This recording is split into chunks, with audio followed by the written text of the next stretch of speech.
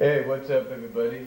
You could probably tell this is a new video, but you could probably also tell that the video format is a little bit more different. Maybe the picture's a little bigger, something like that, I don't know. But you may also notice a few lines. And if it blacks out a little bit, I apologize for that. It's, you know, I honestly don't know what's going on with it. But first of all, the reason I'm doing this video this way with my camcorder, my VHS camcorder, is because, in fact, I'll show you this right here. I don't know if you can see that. Hopefully the thing won't black out on me or anything, but the battery signal right there on the camera, on my Kodak camera that is dying out, so I'm afraid that if I use it for video, it's just going to die out on me before the video even starts. So, but anyway, I want to talk about some WWE stuff for a second. Now, one guy that I've subscribed to lately here on the YT, his name's Steve Breach, and he lives in the Northern California Central Valley region like I do, but he lives in the capital city or near it, in Sacramento.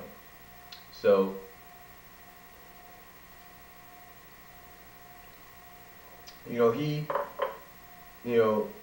so apparently he's a WWE fan like myself, and he's more of the kind of guy that, I think it's pretty cool, because if I had the opportunity to do it, and I have done something similar, he blogs about where he's going. I mean, he's been to in the past few days. He went to the pay-per-view in Oakland. I'm not sure if he was at Raw, probably not. And then he went to Sacramento for the then he went to the Arco Arena, or the Pavilion, or whatever you want to call it now, for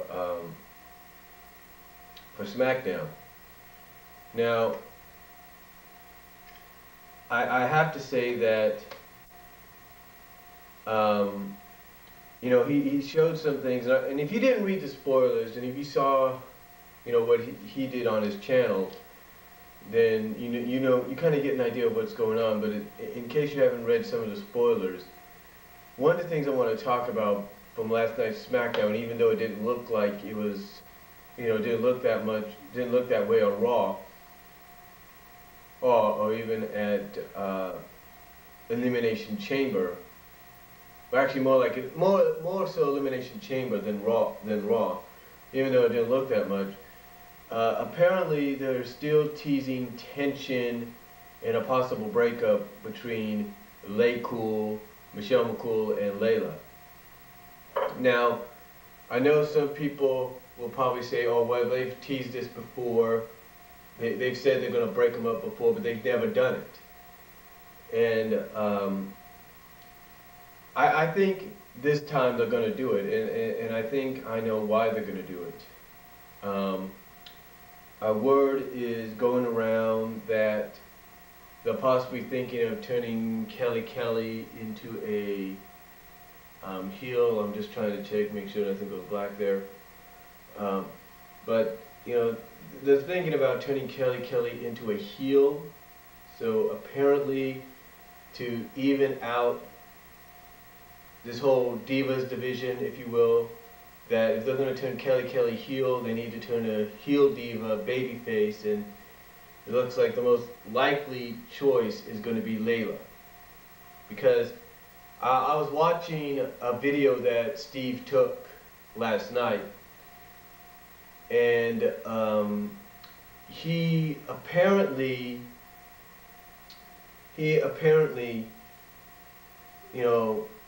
took the video of the dissension between Michelle and Layla, and you could hear, maybe not much of the crowd, but you could hear, I think, about 25%, maybe 30% of the crowd chanting for Layla, because as everybody says, nobody's really interested in the Divas division right now. But I think you can hear about 30%, well, let's put it like almost 30 to 40% of the crowd chanting Layla, Layla, because I think they want Layla to finally do something about this whole being blamed for certain things because of what happened last night. Now in her match with Rosa Mendez. Yeah, Rosa's still around, so there you go. So if you even out the Diva division, if you will, heel-wise, you got Alicia Fox. Maurice, I guess, is still a heel in some ways. I don't know.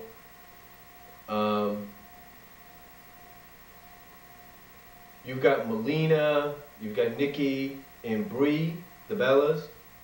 So you got, like I said, you got Alicia, Maurice, Melina, Nikki Bella, Brie Bella. That's 5 Diva heels. Who else? You also have, I'm not sure who else you have as a Diva heel. Ooh, hit the bridge there. I think you have, on the SmackDown side of things, we have, I think, right now, Layla and Michelle, which equals it up to 7. And I think that's about it. I think SmackDown is very short when it comes to the Diva divisions. Well, basically, I think WWE overall is kind of short. Excuse me, on the Diva division, if you know what I mean. They're kind of short on them. But basically, you have 7 Divas right now that are heels. And babyface-wise, you have Gail Kim, you have the champion Eve, you have Tamina, you have Natalya, you have Beth Phoenix, you have Kelly, and you have Rosa Mendez. So that's 7 each.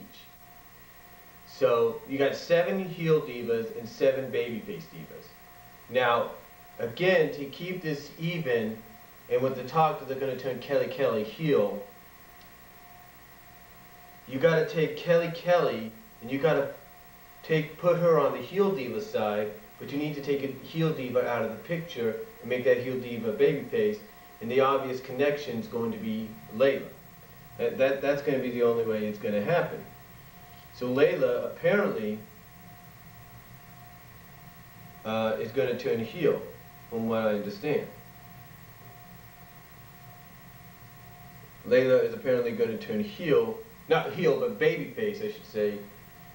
Layla is going to turn babyface, while Kelly is going to turn heel, so that will still even things out. You'll have 7 babyface divas and 7 heel divas. The only difference is on the babyface side, you'll have Layla as the newest babyface, and on the heel side, you'll have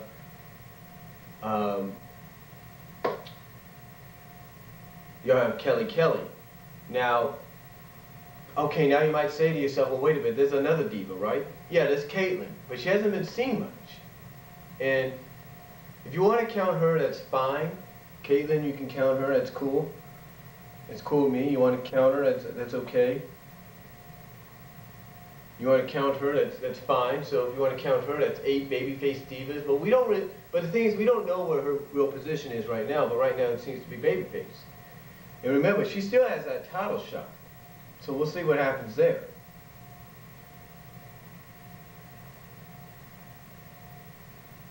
But again, like I said, she still has that title shot. And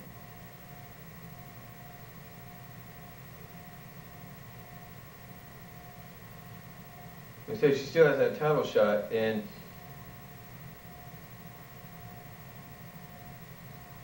like I said, you know, you got all, and you know, she still got the title shot, and you also got Vickie Guerrero, so to speak, now. So, and you got Awesome Kong supposedly coming in. So the way I look at it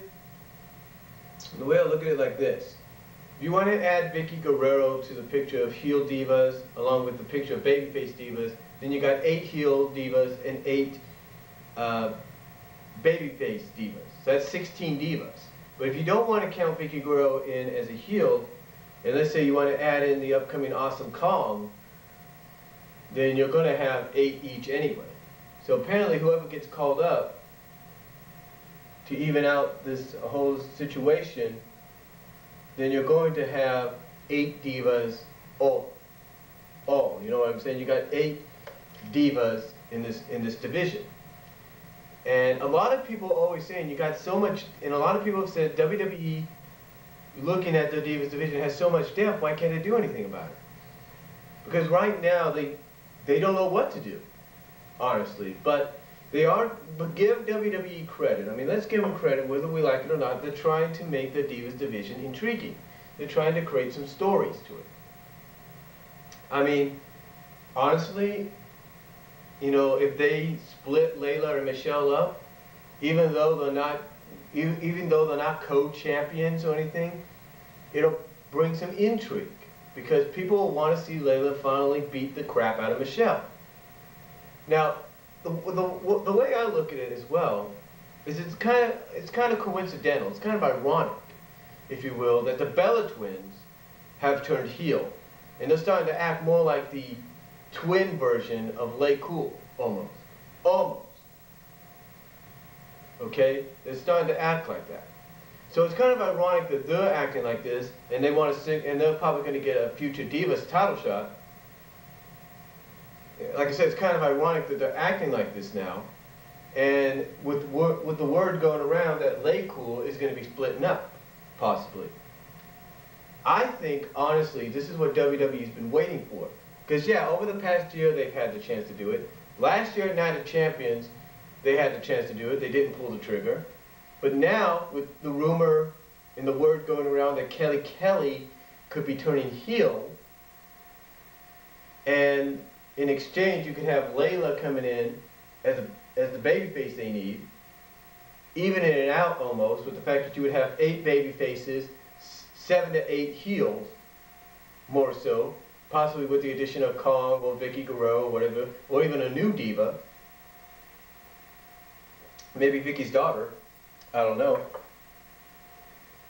But either way, you got a very depth Divas division, and there's a lot of intrigue in it. There's a lot of possibilities. Like I said, Layla and Michelle, the Layla-Michelle feud would put some intrigue, because here are two BFFs as they are right now on screen that could really probably give a vicious Divas match. Maybe not as vicious as people would hope, but at least a decent, you know, cat fight of a Divas match, if you will. And then you got the Bella twins. Like I said, it's kind of ironic that they've turned heel around the time that they're talking about splitting up LayCool, who now want to be put in that, who are now being put in the Divas title picture, and are probably, the way it looks like, may get the Divas title. So, you know, overall, you know, WWE has a, you know, it has a lot, and has a very deep Divas division that they can create a lot of intrigue with, and they have opportunity here. Let's take a look at this. If you want to add Trish Stratus in, then yeah, the babyface divas outnumber the heel divas. But Trish Stratus is a trainer. So whatever female wins on Tough Enough, it all depends on what side they're going to be put on. Whether they're going to be put on the heel diva side or the babyface diva side. But still, there's a lot of depth there. There's a lot of depth. Now the question is though, what opportunities does WWE have for this? Well, WWE has a lot of opportunities. They have a lot. They've shown it in the past that they have a lot of opportunities with the Divas division. Let me put it to you like this. What they have, diva-wise, all they have to do is invite 4 women from the outside, maybe 4 alumni, if you will, you know, back for probably one night only, or maybe for a few appearances. And what they can do is they can have basically a women's battle royal. Now I know you're thinking, oh God, not another one of those. No. Let me explain. A couple years ago, in around 2004, I believe it was, Gail Kim, upon her debut, won a battle royal on Raw to become women's champion. who's to say WWE can't take this similar concept, if you will, for WrestleMania probably, or maybe for the Rumble next year, or maybe Night of Champions, or SummerSlam, or whatever. Who's to say they can't do the same concept by having a 16 to 20 woman battle royal with the women, well maybe, okay, yeah, 20 women battle royal with the exception of the champion, with the winner getting a shot at the champion later on. That'd be like the Divas Royal Rumble. I mean, yeah, even for one night, you can bring back alumni divas to compete in the Battle Royal for a shot at that Divas title. I mean, you can call up and you can say, Jazz, come on back, we want you for this. Or Jacqueline, we want you to come back. Or Lita, come on back. I mean, you got Trish now, right? I mean, you can even call out Noah Greenwald, Molly Holly, have her come back. And you know what would even be a bigger surprise? Bigger surprise that I think they could truly benefit? Put your differences aside, bring in Medusa. That's right, bring in Medusa for a one-time appearance in a Battle Royal. Okay? Even if she gets eliminated, bring her back. Put her name out there saying, yeah, Medusa is going to come back. Or Alundra Blaze is coming back. People will be like, oh shit, I know who that girl is. But again, going back to what I was talking about at the beginning, the whole situation with LayCool, I believe, if a breakup occurs, if WWE finally pulls the trigger on LayCool breaking up and doing it so they can even out the fact that Kelly's going to turn heel, and now with the Bellas as a heel team, it only makes sense, and it would create intrigue and some very interesting, if not vicious, catfight matches between these two, if you want to put it, or diva matches between these two, if you want to look at it like that. So, but the question is, will they pull the trigger? Well, after hearing, you know, the audience, like I said, maybe 30 to 40% of them chanting for Layla last night, I mean, it's obviously going to happen. I mean, going back to the Royal Rumble, I have the Royal Rumble on DVD now, and when it was just Layla and Michelle in the ring, if you didn't catch it, it looked like Michelle was trying to bully Layla into probably laying down for her or something like that. I don't know. So, we'll see what happens. Hopefully they will pull the trigger. Maybe they will, maybe they won't. But we'll see what happens. And that's all I'm going to say. Tell me what you guys think, and I'll talk to you all later.